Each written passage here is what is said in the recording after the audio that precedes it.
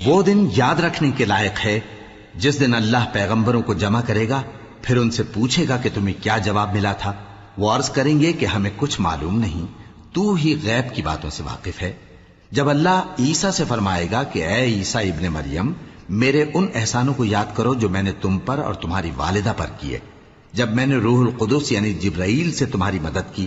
تم گود میں اور جوان ہو کر بھی ایک ہی نسق پر لوگوں سے گفتگو کرتے تھے، اور جب میں نے تم کو کتاب اور دانائی اور تورات اور انجیل سکھائی، اور جب تم میرے حکم سے مٹی کے پرندے کی شکل بناتے پھر اس میں پھونک مار دیتے تھے تو وہ میرے حکم سے سچ مچ کا پرندہ بن جاتا تھا، اور پیدائشی اندھے کو اور برس کی بیماری والے کو میرے حکم سے اچھا کر دیتے تھے، اور مردوں کو زندہ کر کے قبر سے نکال کھڑا کرتے تھے۔ اور جب میں نے بنی اسرائیل کے ہاتھوں کو تم سے روک دیا، جب تم ان کے پاس کھلے ہوئے نشان لے کر آئے، تو جو ان میں سے کافر تھے کہنے لگے کہ یہ تو کھلا جادو ہے۔ وہ دن یاد